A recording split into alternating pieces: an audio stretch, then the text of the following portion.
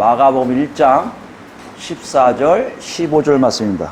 요한이 잡힌 후 예수께서 갈릴리에 오셔서 하나님의 복음을 전파하여 이르시되 때가 찼고 하나님의 나라가 가까이 왔으니 회개하고 복음을 믿으라 하시더라. 아멘.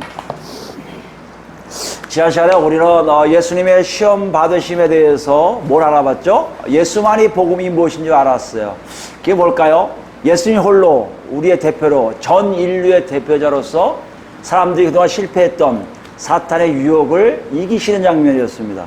사탄의 유혹을 이기시니까 어떻게 된다고요? 그동안 사람들이 하나님 뜻대로 살지 못했던 방식이 이제 하나님 뜻대로 살아가는 것이 자연스럽게 되었다는 것이에요.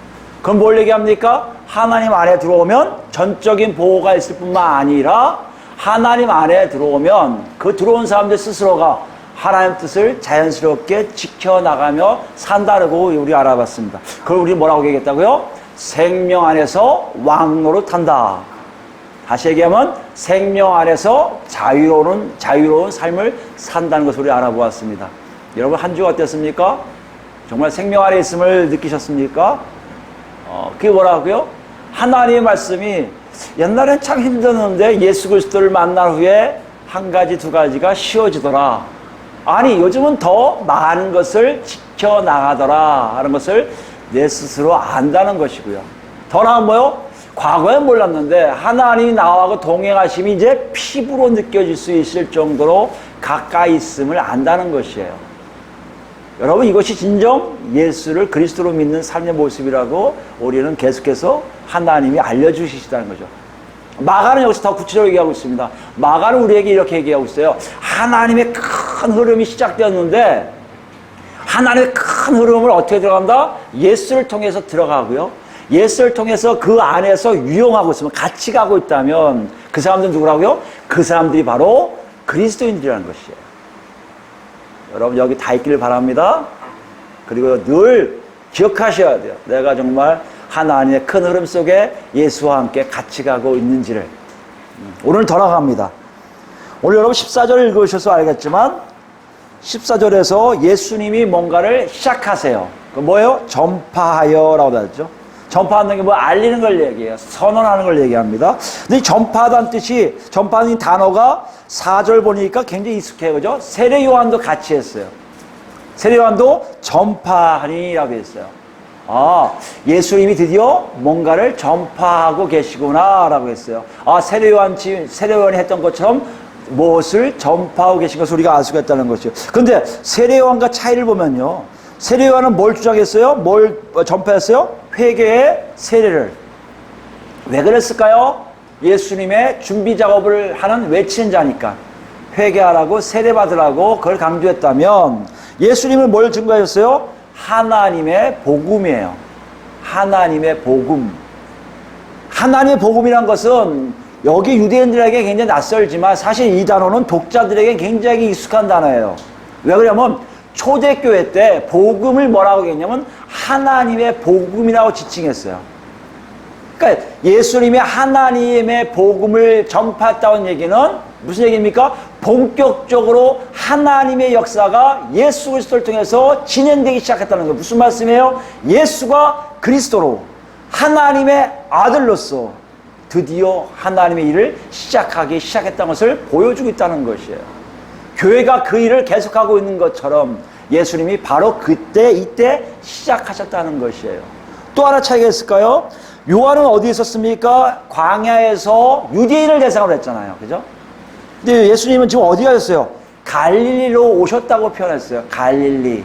그리고 갈릴리 지난 시간에 얘기했죠? 뭐요? 유대 땅에 있으면서 이방인들과 거의 혼합되어 있는 지역.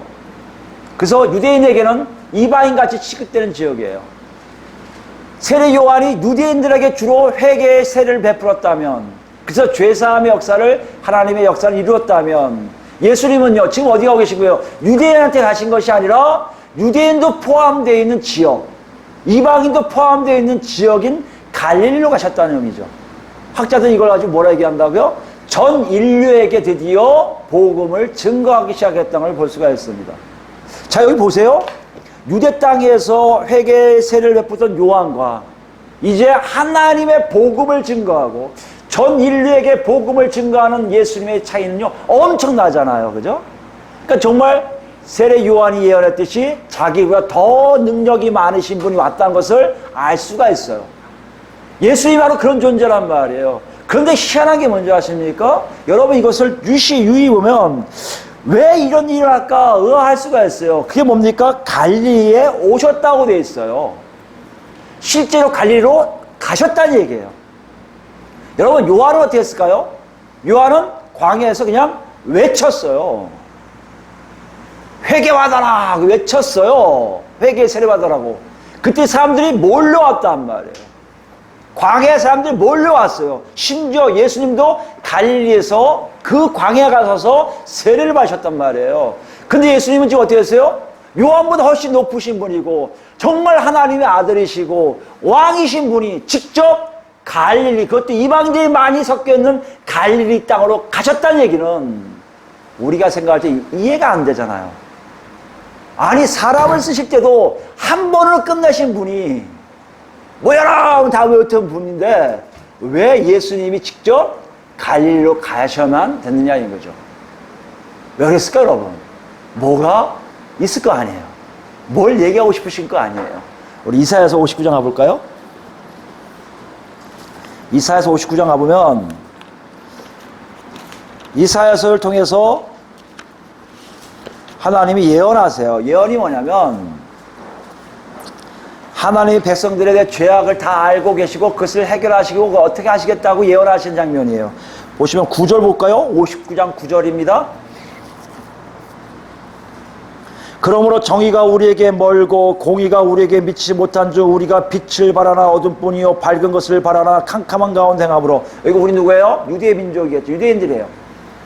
공의를 원하고 정의를 원해도 그리고 빛을 바라도 자기들은 미치지 못하고 어둠 가운데만 있을 수밖에 없는 존재. 왜요? 죄가 광역에서 죄가 잔뜩 있어서 10절입니다. 우리가 맹인같이 담을 더듬으며 눈 없는 자같이 두루 더듬으며 낮에도 황혼때같이 넘어지니 우리는 강장한 자 중에서도 죽은 자 같은지라. 강한 것 같은데 다 죽어있는 정말 아무 쓸모가 없는 존재가 됐다는 거예요. 우리가 곰같이 부르짖으며 비둘기같이 슬피 울며 정의를 바라나 없고 구원을 바라나 우리에게서 멀도다. 이는 우리의 허물이 주의 앞에 힘이 많으며 우리의 죄가 우리를 쳐서 증언하오니 이는 우리의 허물이 우리와 함께 있음이니라. 우리의 죄악을 우리가 아나이다. 무슨 말인지 이해하시겠죠? 유대 백성이 이사의 고백을 통해서 뭐요? 죄악이 너무 광영하여 죄가 너무 많아서 하나님으로부터 올 수 있는 것들이 하나도 못 오음에 대한 이 막 답답하고 한탄스러운 거예요.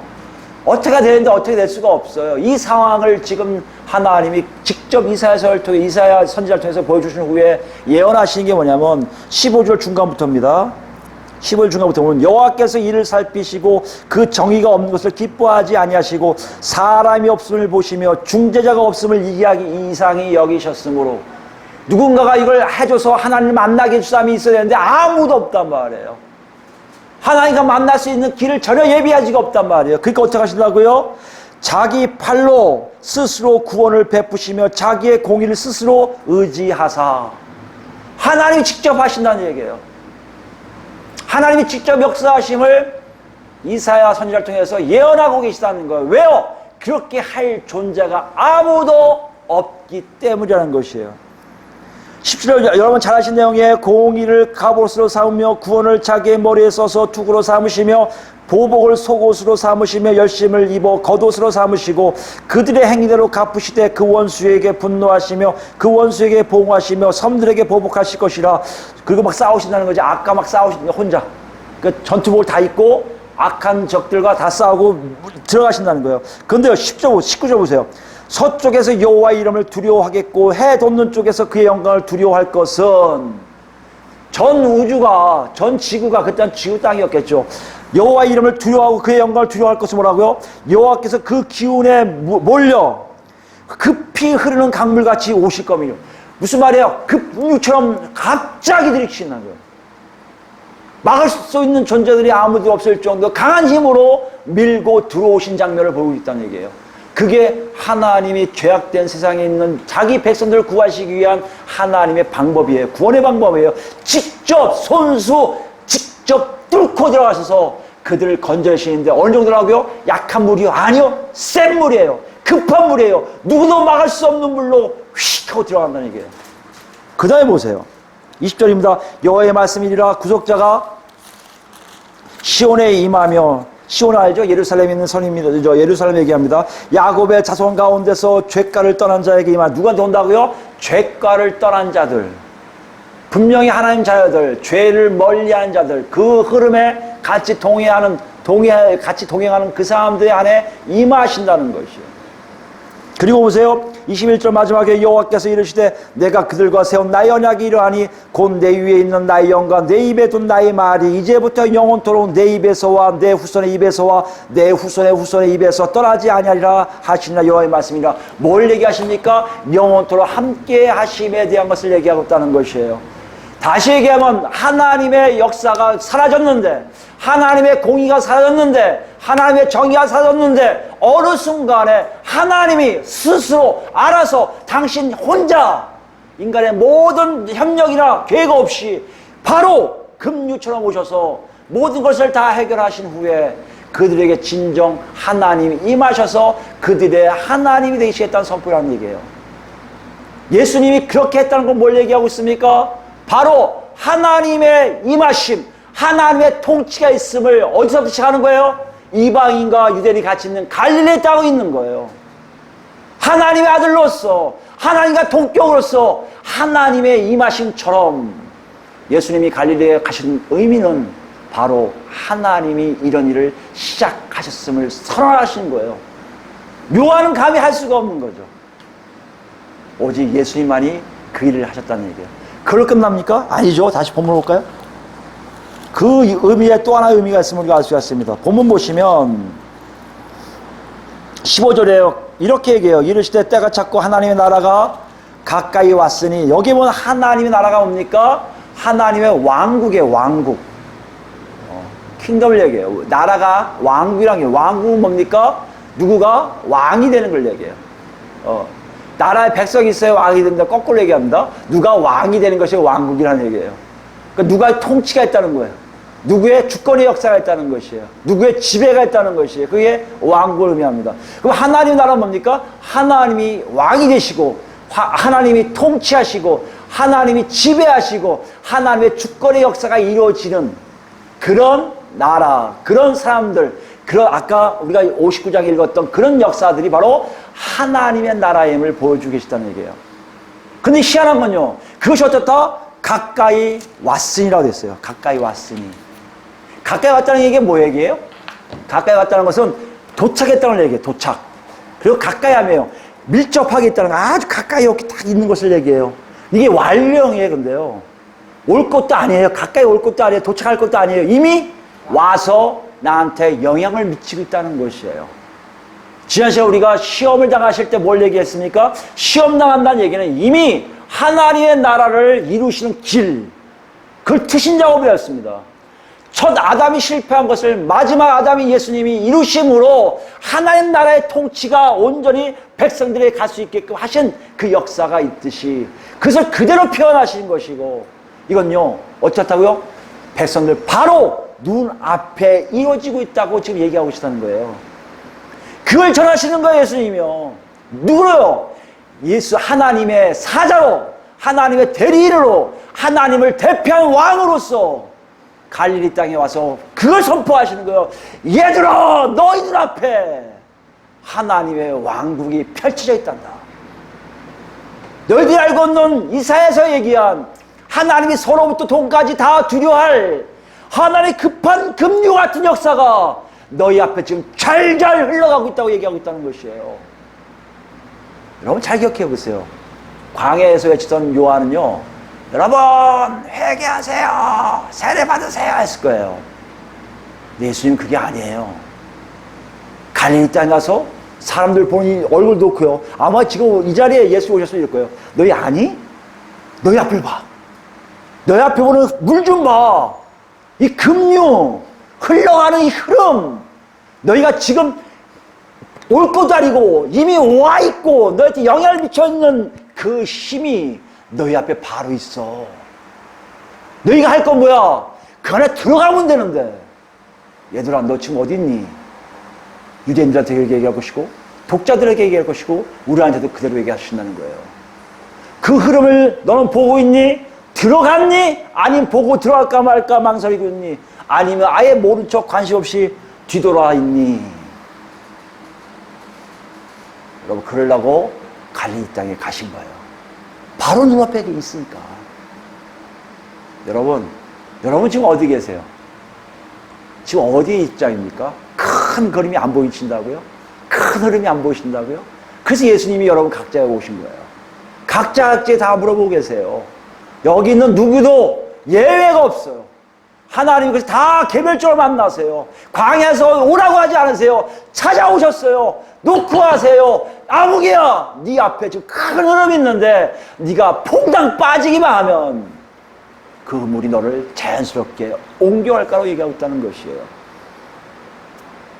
이 부름에 이걸 하기 위해서 오신 예수님, 여러분 거기에 어떻게 응답하고 있습니까? 여러분 이거 중요한 거예요. 이미 그러고 있다면 여러분이 저가 어디 있어야 돼요? 그 안에 있어야죠. 구경만 하고 있으면 안 되잖아요. 빨리 들어가셔야죠. 여러분 어떻게 우리가 들어간 줄 알 수 있습니까? 이게 문제 아니에요. 나가 들어갔나? 얘가 예수를 그리스도로 고백했으면 됐지 않아요? 그렇죠. 예수를 그리스도로 믿는 게 뭘까? 그 안에 들어가 있는 거 아니에요. 그 들어간 게 뭘 얘기하죠? 다시 오겠습니다. 15절 보시면 하나님 나라가 가까운 것 같은 쌍별을 이루는 말이 있는 게 뭐예요? 때가 찼고예요. 때가 찼고. 때는 여러분 잘 아시는 카이로스입니다. 때가 카이로스라면 잘 아시죠? 어떤 기간을 얘기하는 게 아니에요. 어떤 시간의 확대를 얘기하는 게 아니에요. 어떤 순간을 얘기해요. 결정적이고 중요하고 적절한 어떤 시간을 얘기해요. 그 시간이 찼다. 이 찼다 개념도 뒤에 가까이 왔으니와 같은 개념이에요. 완료형이에요. 완전하다는 뜻보다는 성취하다는 뜻이에요. 그리고 지나갔다는 얘기예요. 무슨 얘기하면 때가 지금 내 앞에 이렇게 오실 뿐만 아니라 지나가고 있다는 것이에요. 그걸 지금 얘기하고 있어요. 하나님 나라가 지금 내 앞에서 막 흘러가고 있듯이 때도 내 앞에서 하나님의 중요한 때가 내 앞에서 이렇게 지나가고 있다는 것이에요. 여러분 이게 왜 성취가 되고 지나가는 것이 어떤 의미가 있을까요? 때라고 한다면 여러분 제가 저번에 말씀드렸지만 유대인들은요 시간 개념을 얘기하지 않아요. 양으로 얘기하지 않아요. 질적 개념 무슨 사건으로 얘기해요. 그러니까 한 날이라는 것은 무슨 얘기예요? 아침에 해가 떠서 가라앉아 해가 떠서 해가 내려가는 그 사건 때문에 하루예요. 이해되시겠죠? 그래서 창세기에 뭐 천지창조가 하루 만이 됐다. 그 얘기를 우리는 자꾸만 24시간 따지면 안 돼요. 유대인 생각을 하셔야 돼요. 그때가 하나 만들어서 끝나는 시간. 그 시기가 바로 해가 떠서 낮이 되고 밤이 된다. 요 의미예요. 그러니까 한 사건이 한 때란 말이에요. 그럼 여기 때라는 얘기는 무슨 말입니까? 그걸 얘기해요. 그러니까 때가 이루어졌다는 건 시간이 이루어진 것보다 뭐 성취했다는 얘기가 뭡니까? 어떤 사건들이 내 안에서 자꾸만 이루어지고 있다는 것을 얘기하고 있어요. 어떤 사건 내 앞에서 이루어지고 있는 것을 확인하면 내가 하나님 나라에 꼴이 있는지 아니면 멀리 있는지 아니면 관심 없는지를 알 수 있다는 거 아니에요. 그죠? 그걸 얘기하려고 때가 찼다는 걸 얘기하시는 거 아니에요. 그럼 때가 뭡니까? 유대인들에게 그 당시 유대인들에게 때 하면 종말론적 사건이에요. 종말론적 사건을 얘기하는데 우리 한번 볼까요? 에스겔서 7장이에요. 에스겔서 7장을 보시면 구약 1157페이지 있습니다. 에스겔서 7장 1절부터 볼까요? 또 여호와의 말씀이 내게 임하여 이르시되 너 인자야 주 여호와께서 이스라엘 땅에 관하여 이같이 말씀하셨느니라. 끝났도다. 이 땅 사방의 일이 끝났도다. 이제는 내게 끝이 이르렀나니 내가 내 진노를 내게 나타내어 내 행위를 심판하고 내 모든 가증한 일을 보응하리라. 뭐 하시는 거예요? 이스라엘 땅에게 재앙을 내리시겠다는 때예요. 뒤에 있습니까? 7절부터 볼까요?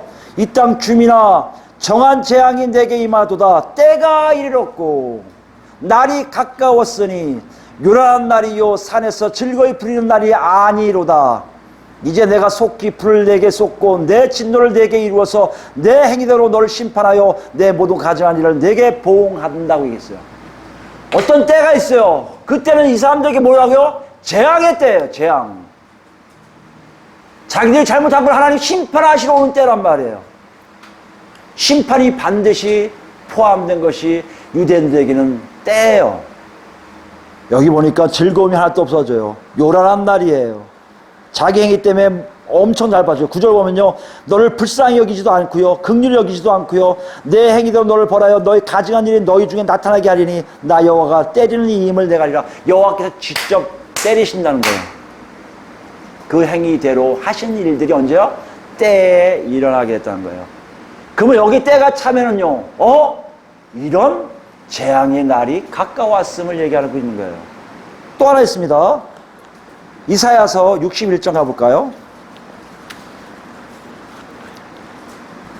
1절부터 다시 보겠습니다. 또 61장 1절. 주 여호와의 영이 내게 내리셨으니 이는 여호와께서 내게 기름을 부으사 가난한 자에게 아름다운 소식을 전하게 하려 하심이라. 나를 보내서 마음이 상한 자를 고치며 포로된 자에게 자유를, 갇힌 자에게 노임을 선포하며 여호와의 은혜의 해와 우리 하나님의 보복의 날을 선포하여 모든 슬픈 자를 위로하되 무릇 시온에서 슬퍼하는 자에게 화관을 주고 그 죄를 대신하여 기쁨의 기름으로 그 슬픔을 대신하여 찬송의 옷으로 그 근심을 대신하시고 그들의 의의 나무 곧 여호와께서 심으신 그 영광을 나타낼 자라 일컬음을 받게 하려 하심이라. 언제요? 어느 때가 되면. 이 두 가지가 항상 있어요. 하나는 은혜의 때구나, 하나는 보복의 때구나, 재앙의 때구나, 이 뜻이에요. 그러면 때가 찼다 얘기가 뭡니까? 그 두 가지가 우리 앞에 지나가고 있다는 것이에요. 그럼 내가 하나님 나라 들어가는지 아닌지 어떻게 알 수 있어요, 여러분? 내가 하나님 나라 들어가면 무슨 일을 합니까? 은혜의 때를 받겠죠. 여기 보세요, 1절에요. 가난한 자에게 아름다운 소식 전하고요, 상한 자 고치시고. 이거 예수님이 하신 사역이잖아요. 그런 일들이 은혜의 해로서 우리에게 선포되고 있겠죠. 만약에 그렇지 않으면요, 여러분과 저는 우리 죄악 때문에 분명히 보복을 당하고 있을 거예요. 죄악을 당하고 재앙을 당하고 있을 거란 말이에요. 여러분, 둘 중에 어느 것입니까? 이것이 여러분과 제가 하나님 나라에 있는지 아닌지를 알 수 있다는 것이에요. 보복을 당한 적은 없는 것 같은데요, 하신 분 있습니까? 다행이세요. 그죠? 다행이에요. 어려움이 없으니까. 은혜 받으신 적이 있습니까? 은혜요? 여러분, 은혜하면 주로 뭘 생각해요? 이때 잘 되는 걸 얘기할 분들이 계실 거예요. 먹고 사는 거 지장 없습니다. 좋은 부부 만나서, 좋은 사람들 만나서 잘 살고 있습니다. 이것도 은혜가 되겠죠. 그러나 여기에 은혜의 모습은 뭡니까? 하나님이 동행하심이에요. 하나님이 함께 하심이에요. 아까 얘기했잖아요. 하나님 직접 와서 그들에게 임해서 그들에게 하나님의 말씀을 알게 하실 것이다. 그들에게 내 영을 부어주실 것이다. 그래서 하나님과 동행하심이 무엇인지를 정확하게 알게 할 것이라는 얘기 아니에요. 그렇다면 여러분 한번 생각해 보세요. 두 가지 중에 어디에 있습니까? 보복당하고 계십니까? 아니면 하나님의 은혜를 받고 계십니까? 요한복음도 나오고 있습니다. 예수를 그리스도로 믿으면 어떤 일을 한다고요? 심판을 받지 않고. 이미 끝난 거예요. 예수 안 믿으면요, 이미 심판을 받았고예요. 이해되세요? 이걸 그대로 때가 참여해서 다 나온다는 얘기입니다. 그럼 우리에게 똑같이 물어봐야 돼요. 여러분 자신에게 물어봐야 돼요. 나는 지금 어디 있지? 여러분 어디 계십니까? 보복도 아니고 은혜도 아닙니까? 그 여러분 자유한 거예요? 아니에요. 여러분 분명히 뭔가를 놓치고 있어요. 왜요? 예수님 지금 뭘 얘기하고 계십니까? 실제적으로 내 앞에서 지금 지나가고 있거든요. 여러분과 저를 자세히 보셔야 돼요. 보복당하는 건 우리가 싫으니까 하지 맙시다. 하지 말고 정말 내가 은혜 받았는지, 은혜에 대한 모습을 한번 생각해 볼 필요가 있어요. 그럼 은혜 받은 게 어떨 걸까? 아까도 얘기했지만 잘 되는 거? 아니라겠죠. 그럼 하나님과 동행함이 무엇일까? 하나님이 동행한 것을 어떻게 얘기하실까? 다시 본문으로 와보시기 바랍니다. 14절 보시면요, 예수님이 본격적으로 복음을 전파하는 시기에 대해서 앞에 뭐라고 썼냐면 요한이 잡힌 후라고 되어 있어요. 여러 가지 뜻이 있습니다. 여기 잡히다는 의미가 원래 체포하다, 감옥살이 하다 이 뜻이 우리가 번역됐는데, 실제 단어는 이 단어가 아니에요.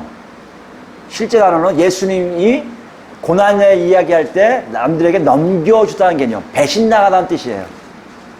그 무슨 얘기예요? 요한이 지금 어떤 상황에 처했는지 우리 몰라요. 그럼 단어 하나만 딱 힌트를 주는 거예요, 마가가요. 나중에 6장 가면 알 수 있어요. 아, 요한이 이렇게 됐구나, 알 수 있어요.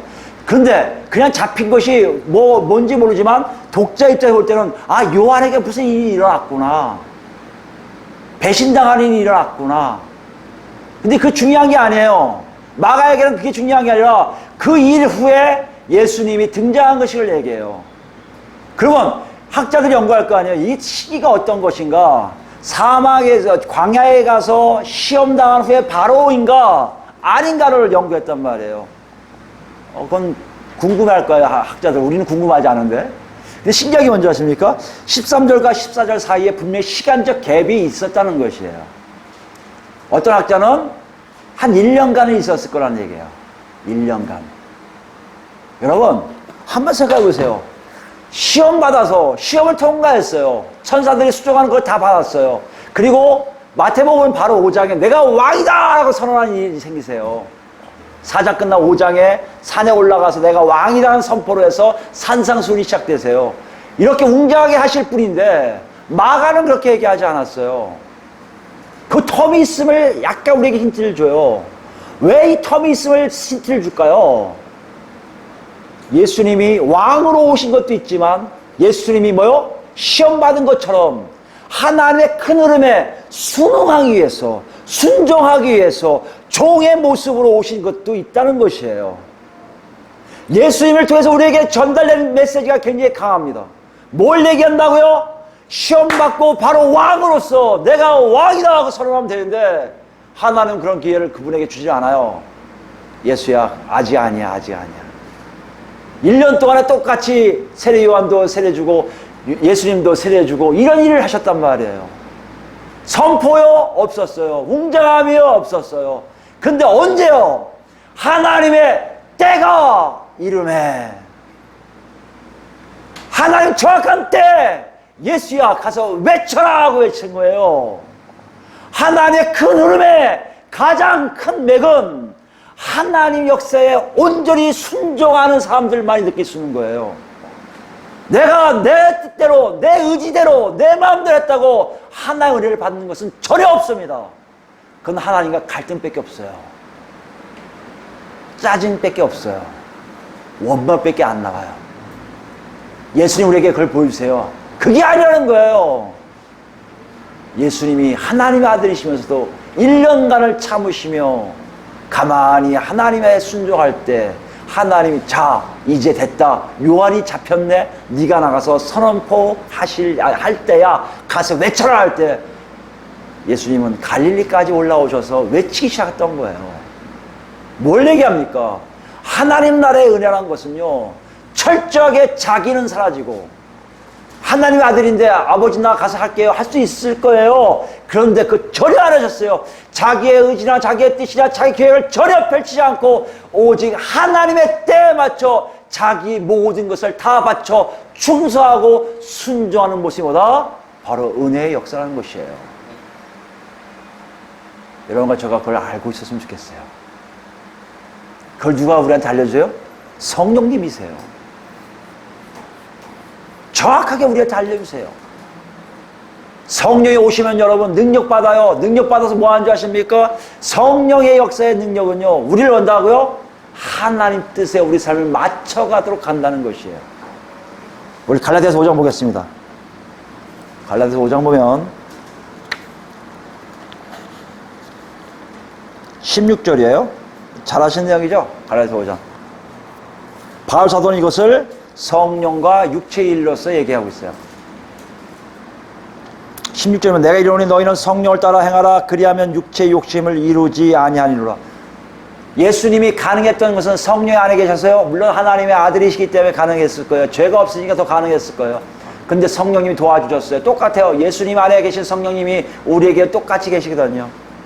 그 성령이 우리에게 얘기하세요. 예수님이 하셨던 것처럼 너희도 너희 때가 아니면 하지 마라. 하나님이 너를 이끄실 것이다.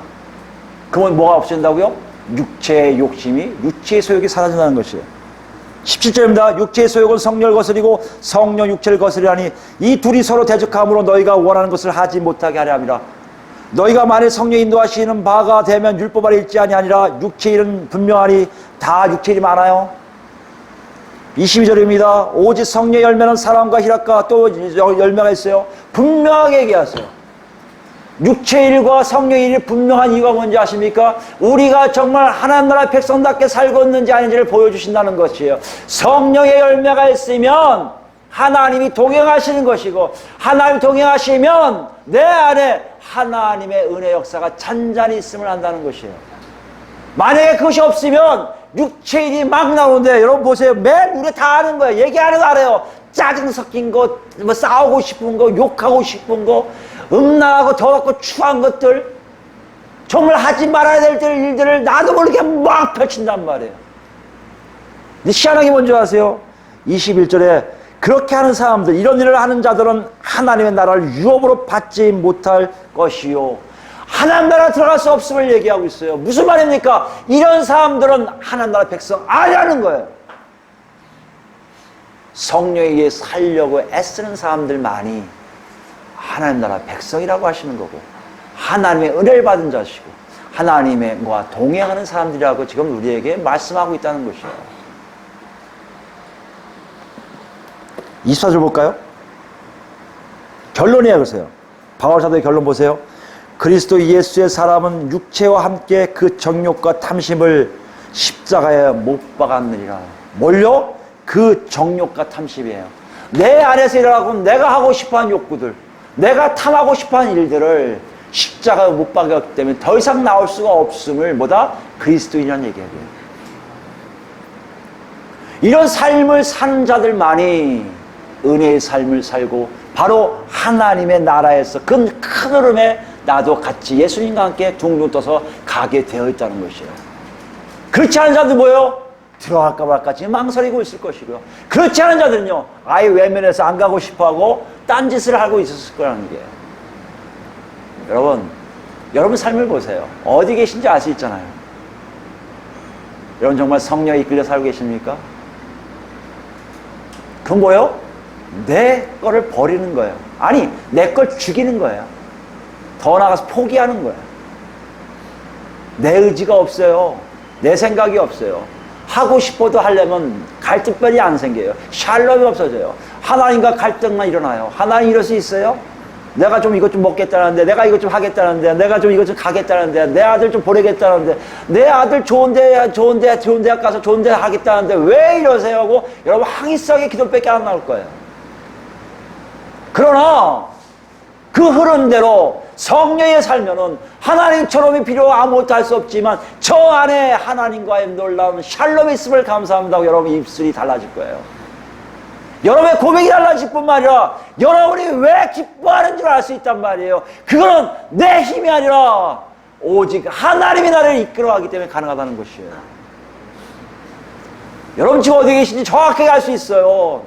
지금 지나가고 있다니까요. 그때가 은혜와 보복이 같이 지나가고 있는데 은혜는 확실해요. 은혜가 확실하게 뭐라고요? 바로 여러분이 성령 위에서 여러분 삶을 완전히 부정하고 하나님 뜻 안에 내 걸 다 맞출 때 나도 모르게 오는 놀라운 기쁨과 평강이란 말이에요. 그것이 예수 안에 있듯이 우리 안에도 그대로 있다는 것이에요. 예수님이 이걸 어떻게 표현하고 계십니까? 다시 본문 오시면요, 15절에 명령을 두 가지 하세요. 명령을 그대로 하세요. 그게 뭐예요? 회개하고 복음을 믿으라는 거예요. 회개가 뭡니까? 우리가 얘기했죠? 회개는 내가 죄된 삶인 거 알고 이걸 하나님의 죄, 이거 잘못됐습니다 하고 버릴 뿐만 아니라 이 삶대로 안 살겠습니다 하고 다 포기하는 걸 얘기해요. 그게 회개예요. 내 삶 방향을 완전히 트는 걸 얘기해요. 그리고 가만히 있어요? 아니요. 복음으로 가요. 하나님 직접 역사하신 하나님 나라의 역사함을 온전히 신뢰해요. 믿음은 머리에서 하는 게 아니에요. 몸이 가는 거예요. 완전히 믿어서 의지하는 거예요. 그 삶을 살아가는 모습으로 지금 명령하고 계세요. 유대인들한테 명령했다고요? 아니요. 독자들에게요? 아니요. 우리에게도 같이 다 모든 인류에게 얘기해요. 너희 잘 기억해. 너희 앞에 지금 큰 흐름이 지나가고 있을 거야. 하나님의 통치의 모습이 니네들 안 보일 수 있어. 너희가 손을 잡을 수가 없어. 너희 귀 안 들릴 수 있어. 그러나 얘기하는데 그건 반드시 지금 네 앞에 지나가고 있어. 또 하나 뭔지 아니? 같이 가는 게 뭔지. 은혜와 보복의 시간이 같이 가고 있어. 네가 정말 들어가 있냐? 너가 좀 은혜에 빠져 있냐? 그걸 확인하려면 네 삶이 정말 회개하고 믿고 있는지를 보라는 것이에요. 이건 현재형이고 계속이에요. 여러분, 유대인들한테는 어떻게 했을까요? 세례 요한을 통해서 알았을 거 아니에요. 외치는 자가 생기니까 나도 모르게 가서 세례 받았네. 유대인이 거기까지 해요. 예수님이 시험 받으신 거 몰라요. 예수님이 지금 갈릴리 가서 외치는 거 그게 긴가민가 해요. 독자들은요 성령 체험했어요. 우린요 성령 체험했어요. 더 구별해요. 맞아요. 은혜의 시대가 있습니다. 은혜의 역사가 내 앞에 흘러가고 있어요. 그 큰 흐름, 와, 이거는 아담을 통해 주시고자 놀라운 혜택. 하나님 감사합니다. 다 맛보고 있단 말이에요, 여러분. 그것이 사실이라면 분명히 못 있다? 보복의 때는 분명히 있을 거 아니에요. 오늘 예수님이 그걸 얘기하고 계세요. 그것이 지금 우리 앞에 계속해서 지나가고 있다는 것이에요. 오늘 보면 이걸 얘기하고 있습니다. 너희들 우리들 어디 있냐는 것이에요. 여러분, 복음을 어떻게 받아오고 계십니까? 복음을 단순하게 종교행위라고요? 예수 믿고 교회 생활하는 거라고요? 문화생활, 사람 만나서 같이 어울리는 거라고요? 아니요. 복음은 여러분과 제 생사권이 달려있는 거예요. 제가 정말 인간답게 사는 그 방식을 얘기하시는 거예요. 아니, 더 나아갈까요?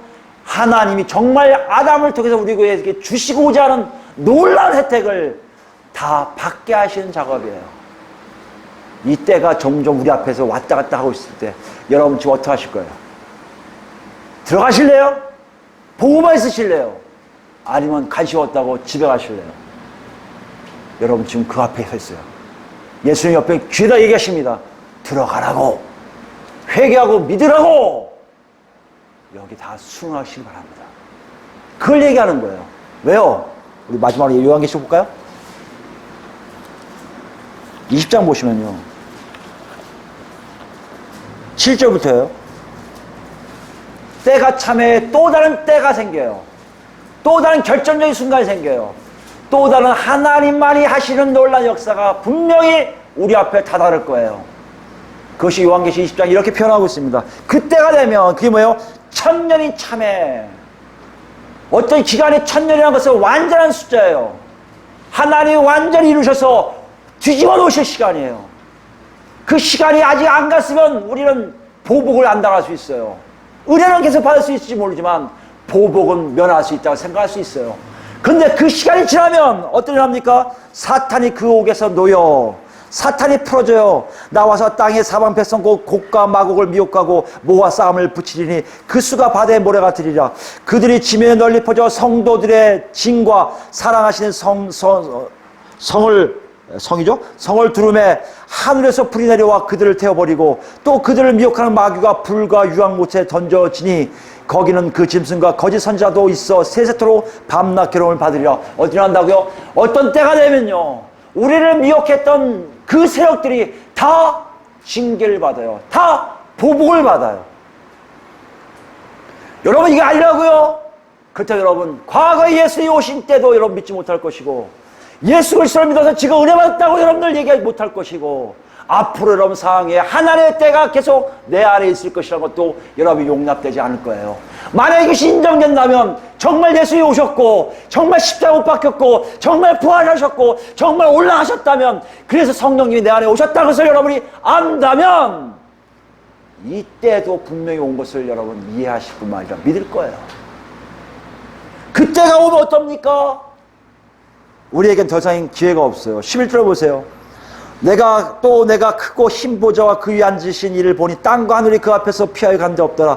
또 내가 보니 죽은 자들이 큰 자와 작은 자라 그 보좌 앞에 서 있는데 책들이 펴 있고 또 다른 책들이 펴졌으니 곧 생명책이라. 죽은 자들이 자기 행위를 따라 책들에 기록된 대로 심판을 받으니 바다가 그 가운데서 죽은 자들을 내주고 또 사망과 음부도 그 가운데서 죽은 자들로 내주매 각 사람이 자기 행위대로 심판을 받고 사망과 음부도 불못에 던져지니 이것은 둘째 사망 곧 불못이라. 심판의 마지막 심판이 진짜 일어나는 거예요. 때가 참해. 또 다른 시간이 분명히 정해지면 하나님 아버지가 서실 것이고, 죽었던 사람들 다 부활해서, 예수를 믿었던 안 믿었던 중요한 게 아니라 다 부활해요. 예수 믿는 사람 부활한다고요? 아니요. 다 부활해서 예수 믿은 자들은 두 번째 사망이 없지만, 예수 믿지 않는 사람들, 여기에 사망과 음부를 다 태워버린다는 무슨 말입니까? 더 이상 이 땅에서 일어나는 일들 다 없애시겠다는 거예요. 그리고 그들에게 여태까지 맛보지 못한 보복의 역사가 시작된다는 것이에요. 여러분 이것을 믿습니까? 때가 참해. 그런 시기가 또 온다면, 아니 반드시 올 것인데, 그때 여러분 어디 있을 것입니까? 그것이 오늘 여러분 선택이 아닌, 지금 여러분이 어디 있는지에 따라서 선택하는 게 아니에요. 여러분 절대 선택한다고 생각하지 마세요. 착각하지 마세요. 하나님의 은혜를 받든지 보복을 받든지 둘 중에 하나 있을 때 여러분이 어디 있든지 확인되는 것이 바로 그때 연장이 되는 것을 깊게 아시기 바랍니다. 마지막 뭐라고 됐어요? 이 15절에요. 누구든지 생명책에 기록되지 못한 자는 불못에 던져주더라. 무슨 말이에요? 지금 은혜의 그 순간에 하나님 나라에 둥둥 떠 있지 않다면 여러분과 저는 어디 있다고요? 영원한 불못으로 갈 수밖에 없는 보복의 길을 이미 가고 있음을 말씀하고 계시다는 것이에요.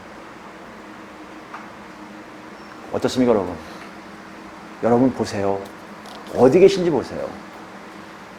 제가 아무리 지금 큰 소리를 외쳐도 여러분 정말 예수님이 여러분 귀에다 더 크게 해주실 거예요. 아무개야, 네 앞에 보이지 않니? 들어가라. 들어가요. 너는 산다. 이 말씀에 우리 모두 맞습니다. 하나님 들어가겠습니다. 고백해서 정말 여기가 아닌 영원한 새 하늘과 새 땅에 다 들어가는 우리 모두가 되길 예수 그리스도로 정말 축원드립니다. 아멘.